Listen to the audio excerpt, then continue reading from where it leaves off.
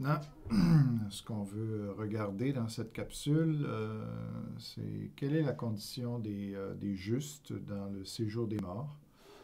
Donc, on a vu jusqu'à présent l'aspect général du séjour des morts.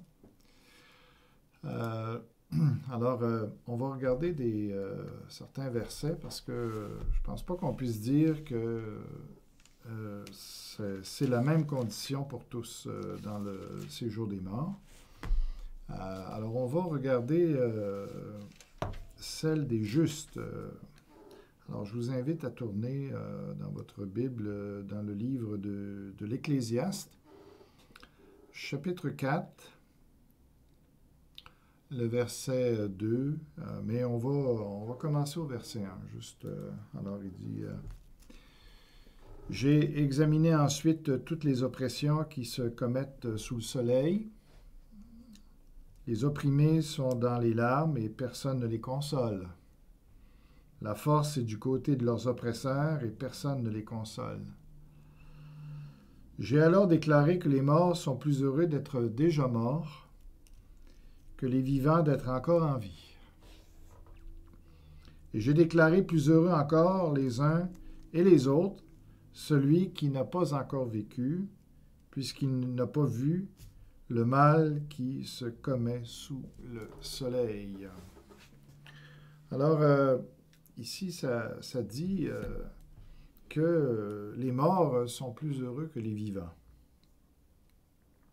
Est-ce que ça décrit la condition de vie de tous les morts, de toutes les âmes des morts? Je ne pense pas.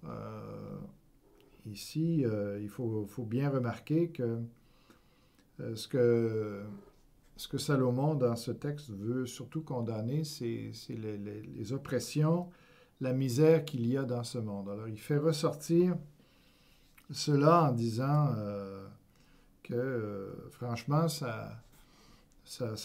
vaut mieux être mort que de vivre toutes ces choses-là. Donc, c'est plus une condamnation, selon moi, des conditions de vie de ce monde-ci que vraiment une description détaillée de la condition de vie dans le séjour des morts, comme si tous les morts étaient vraiment plus heureux.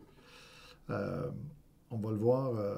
En tout cas, lui, son idée, c'est plus que tant qu'à vivre ce que beaucoup vivent dans ce monde, vaut mieux pour eux être morts, ou encore mieux, ne pas être né, d'être néant. Donc, on comprend ce qu'il veut dire. Et puis, mais je ne pense pas que ce soit le mot final sur le séjour des morts et sur la condition surtout de tous les morts. Alors, voilà. Donc,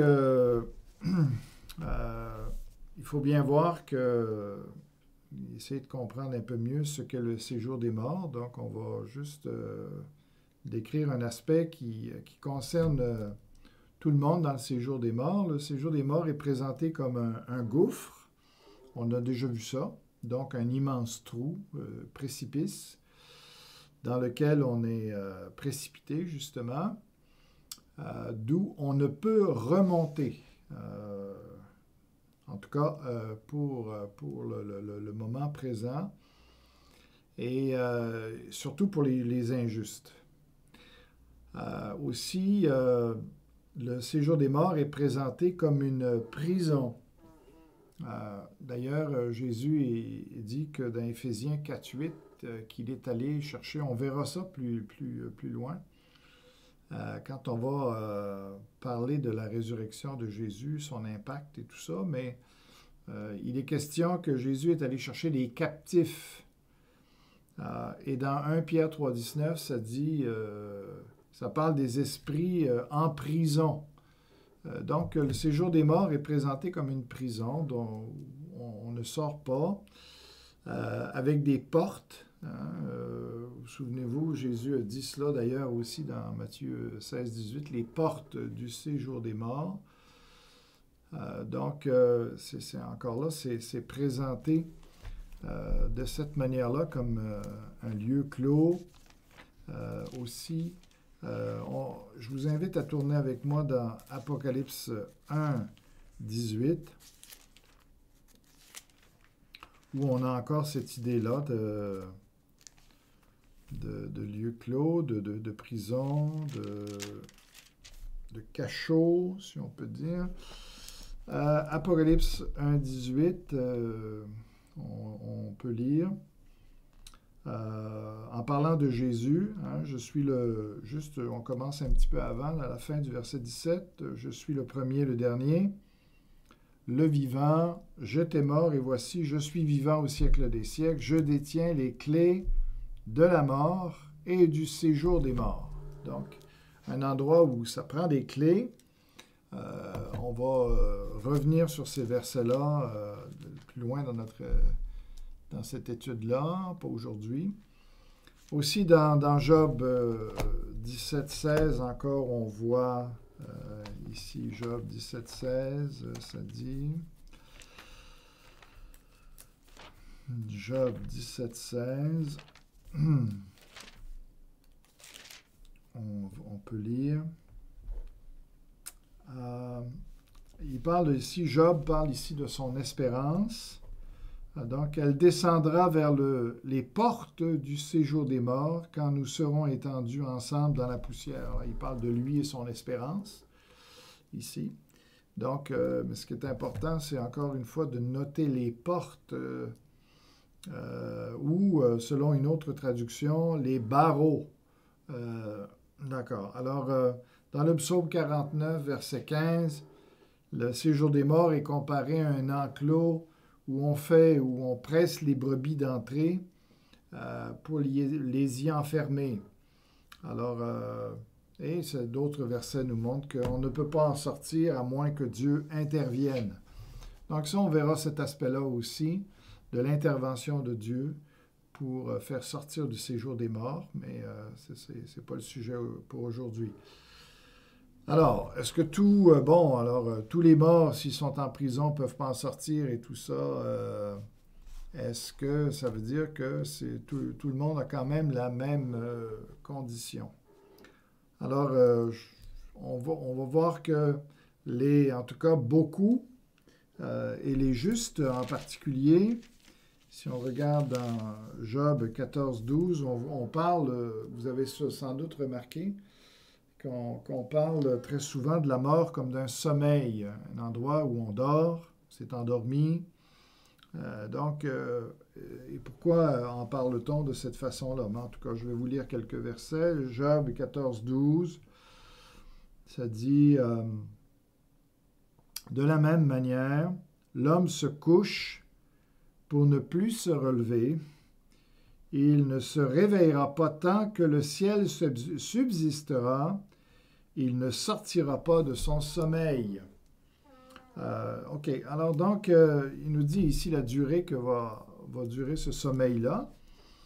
Ici, jusqu'à ce que le ciel subsiste. Donc, il va se passer quelque chose avec la fin de ce monde-ci, à la fin de ce monde-ci. Et puis, pour ce qui est des morts, dans le séjour des morts. Alors ici, ça parle ici d'un sommeil, d'un endroit où on se couche. Donc, c'est ça. Alors, il y a bien d'autres références par rapport à ça. On peut juste voir un autre, quelques autres. Là. Job 3, verset 13. Ça dit, Job 3, verset 13, « En effet, maintenant, je serai couché, tranquille, je dormirai en ce moment, en plein repos. » Donc, Job, c'est ce qu'il anticipe. Ésaïe 57, verset 2, donc Ésaïe, lui, qu'est-ce qu'il anticipe par rapport au séjour des morts? On va commencer avec le verset 1. Il dit, « Le juste disparaît, et personne ne prend cela, car les hommes de bien sont enlevés, et personne ne comprend que c'est à cause du mal que le juste est enlevé. » Tiens. « Il entrera dans la paix et trouvera le repos sur son lit, celui qui aura marché dans la droiture. Il entrera dans la paix et trouvera le repos sur son lit. Alors, ça ne peut pas être juste le fait de mourir puis de cesser d'exister. Hein? Alors, voilà, Daniel 12 aussi, un autre juste ici qui est mentionné, ce qu'on lui dit de son sort à lui. Donc, Daniel 12, verset 13, on peut lire. Daniel 12, verset 13. « Quant à toi, marche vers ta fin. Tu te reposeras et tu seras debout pour recevoir ton héritage à la fin des jours. » OK? Tu te reposeras et tu seras debout pour recevoir ton héritage à la fin des jours.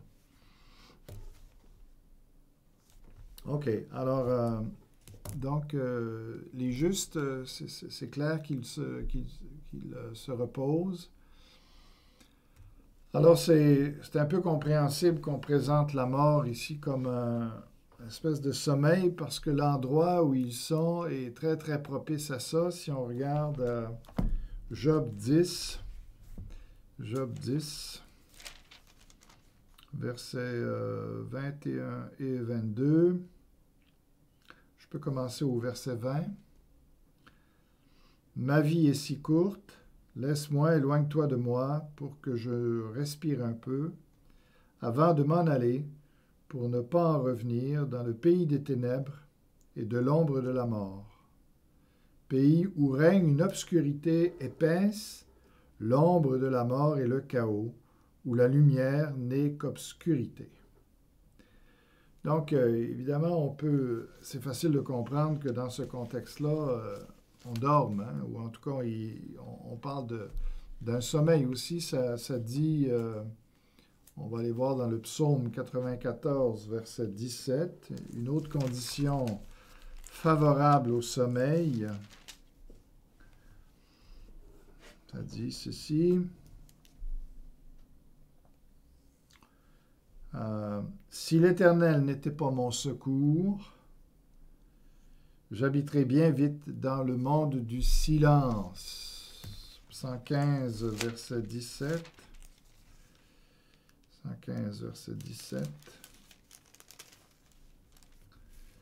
Ce ne sont pas les morts qui célèbrent l'Éternel, ce ne sont pas ceux qui descendent dans le monde du silence. OK, le noir, le silence, donc on voit que c'est favorable effectivement au sommeil. Alors on peut, toutes ces expressions-là de sommeil, de se coucher, de s'allonger, on peut les considérer ça comme étant seulement, non pas la position de l'âme ou la condition de l'âme, mais simplement l'auteur pourrait considérer que on parle de la position du corps dans la tombe. Alors, il s'arrête à ça et il n'y aurait pas vraiment un désir de parler de la condition de l'âme dans la mort.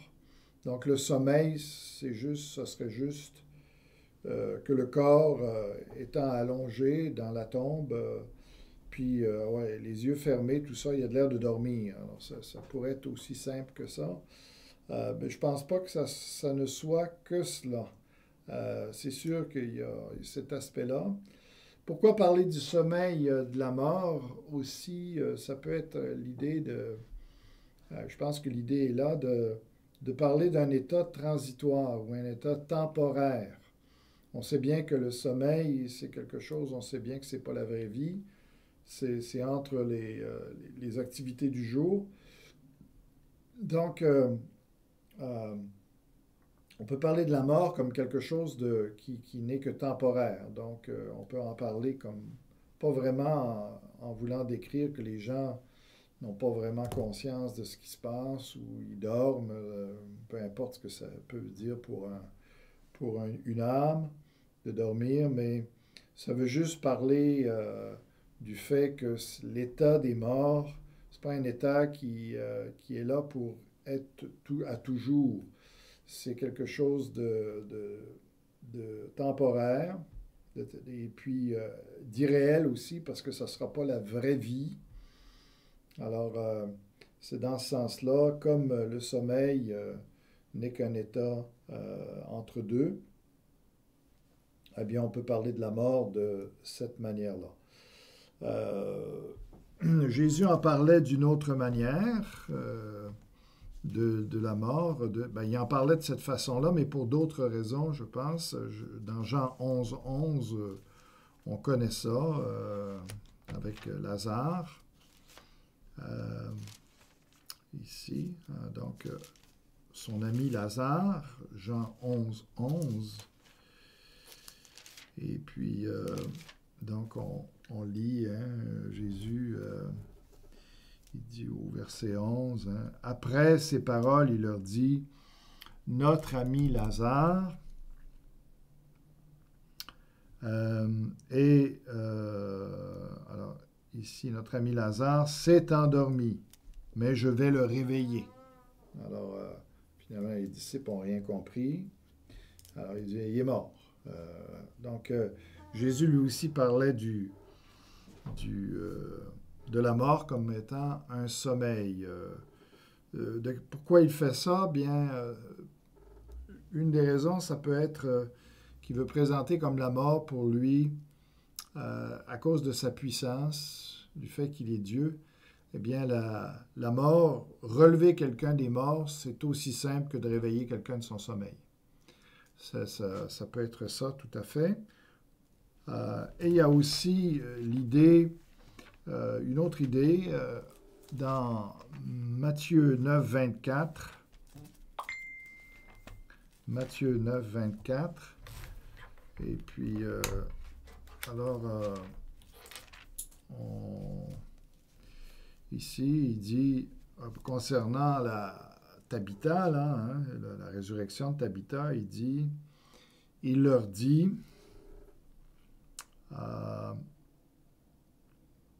OK, là j'ai perdu l'endroit, 9.24, OK.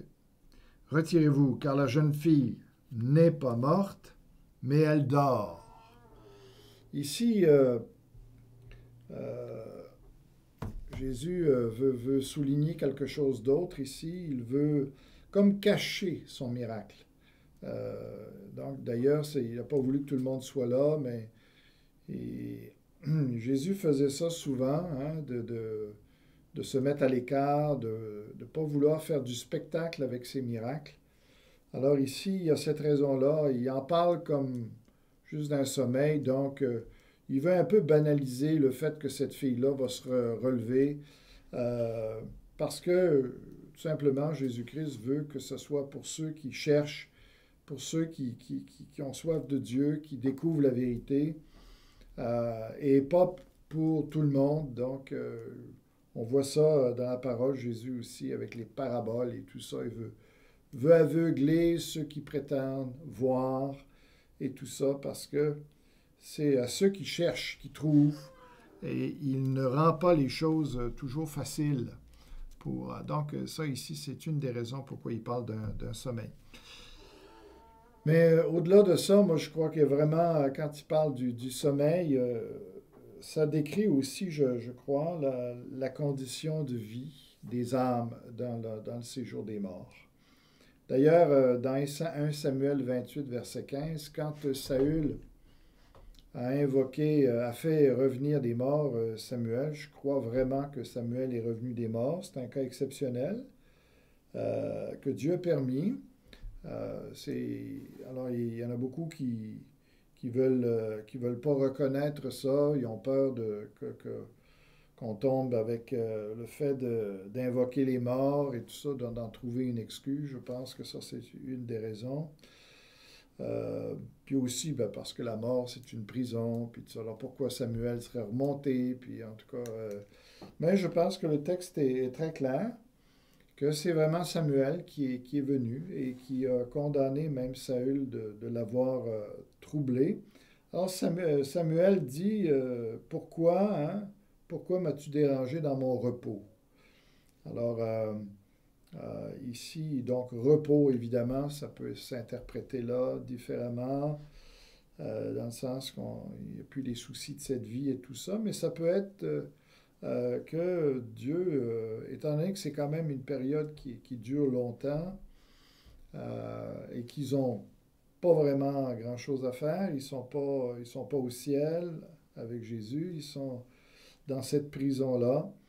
Alors, on peut comprendre qu'ils sont mis dans un état, on pourrait dire, d'hibernation pour que le temps s'écoule et puis qu'ils n'aient pas, qu'ils aient pas conscience qu'ils sont là depuis longtemps et tout simplement. Alors, peut-être que Dieu aurait pu enlever aussi la notion, toute une notion du temps, pour pas qu'ils aient l'impression que ça dure longtemps, ben, peu importe. Mais le fait de les garder dans un état végétatif, si on peut dire, euh, peut justement les aider à patienter, en tout cas, d'ici que Dieu les en sorte. Dans l'histoire du riche et Lazare aussi, ce qui frappe dans Luc 16, c'est d'abord que le riche ne s'adresse pas à Lazare. Il le voit à côté d'Abraham, mais jamais qu'il ne lui parle.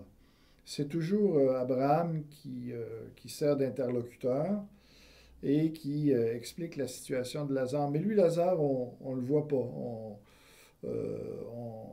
Il n'est pas actif dans cette histoire-là. Alors, ça laisse un peu sous-entendre qu'effectivement, Lazare n'est pas en mesure d'avoir un entretien avec le riche, ou bien ce n'était pas le désir de Dieu que Lazare ait un entretien avec le riche. Peut-être pour enseigner justement à ne pas invoquer les morts, que Dieu ne leur permettra pas de nous répondre. Et ici, Dieu permit une exception ici avec Abraham pour donner un enseignement aux hommes par rapport au séjour des morts.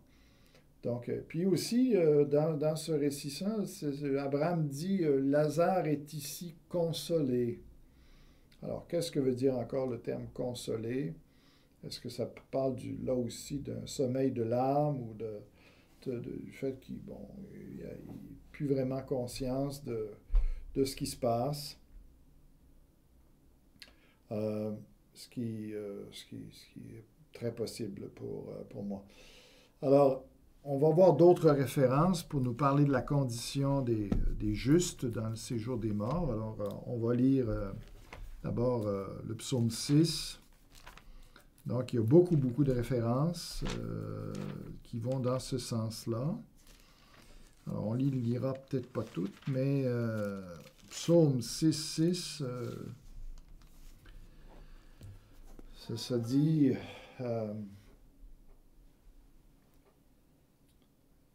car dans la mort, on n'évoque plus ton souvenir, qui te louera dans le séjour des morts. Donc, on voit qu'il y a une trêve d'activité. Hein? On va lire maintenant le psaume 30, verset 10.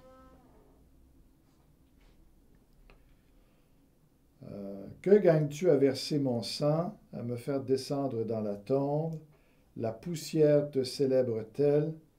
Raconte-t-elle ta fidélité? Donc, on peut toujours le regarder comme seulement d'une perspective humaine, que puisque la personne n'est plus là, elle n'a pas part à la célébration, à la louange, comme les autres. Oui, bon, mais ça serait quelque chose de relatif.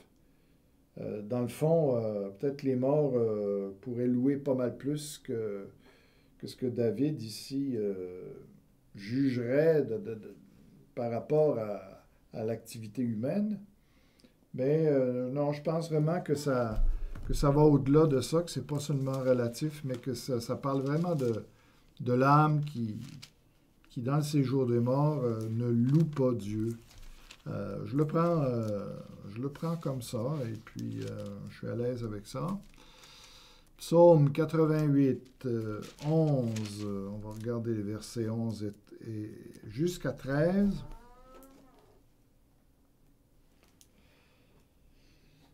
Est-ce pour les morts que tu fais des miracles? Les deux défunts se lèvent-ils pour te louer?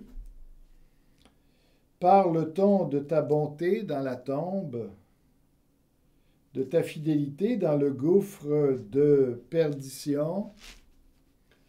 Tes miracles sont-ils connus dans les ténèbres et ta justice au pays de l'oubli?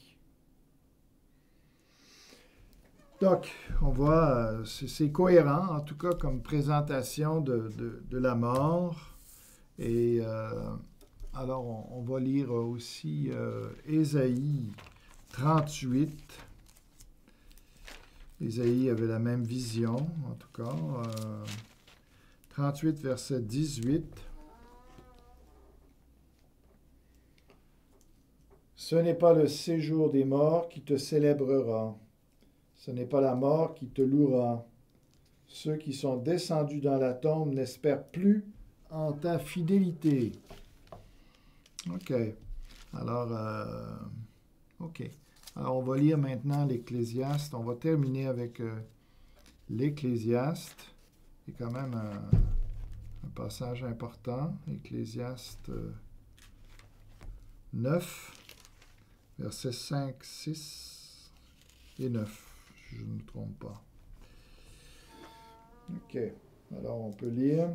Les vivants, en effet, savent qu'ils mourront, tandis que les morts ne savent plus rien. Alors, on peut toujours, comme je vous ai dit, il y en a qui le prennent comme ça, dans la perspective humaine.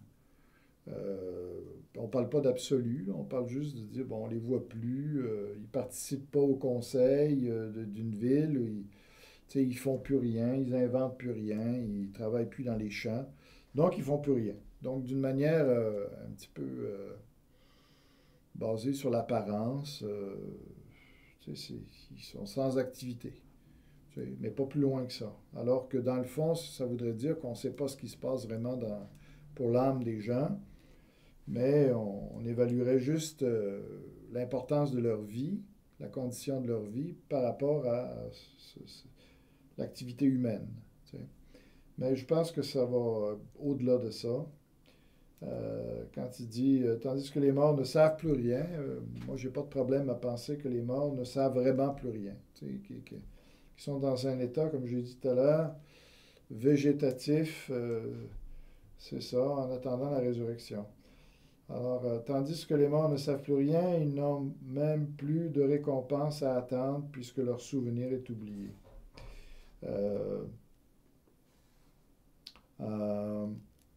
C'est ça, même leur amour, leur haine et leur zèle ont déjà disparu. Ils ne prendront plus jamais aucune part à tout ce qui se fait sous le soleil, évidemment. Ça, c'est important pour la question du séjour des morts, de l'invocation des morts. Dans la prière ici, de noter ce verset-là, ils ne prendront plus jamais aucune part à tout ce qui se fait sous le soleil. Ce qui serait vraiment faux si les morts sont en mesure de répondre aux prières, de bénir, de protéger et tout ça. Puis au verset 10, ok, c'était pas le verset 9, c'était le verset 10. Ça dit tout ce que tu trouves à faire, fais-le avec la force que tu as, car il n'y a ni activité, ni réflexion, ni connaissance, ni sagesse dans le séjour des morts, ou là où tu vas. Ouais, je le prends comme ça dit, et pas simplement par rapport à cette vie-ci. C'est sûr que c'est vrai qu'ils n'ont pas d'activité ici-bas, mais ils n'en ont pas plus de l'autre côté non plus. Ils sont dans un état de latence. Et puis, en tout cas, c'est au moins jusqu'à la résurrection de Jésus-Christ. On va voir ça par la nature. Donc, pour faire en résumé. Alors, on peut vraiment parler de sommeil dans ce sens-là. Pour les justes de l'Ancien Testament, ils étaient, c'est ça, alors ils étaient dans un état d'inconscience et ils attendaient. Donc, ils attendaient le réveil. C'est ça l'idée. C'est que la vraie vie, c'est présenté comme un réveil. Et puis, ce qui est avant le réveil, évidemment, c'est un sommeil. Donc, voilà pour notre étude d'aujourd'hui. Bonne fin de journée.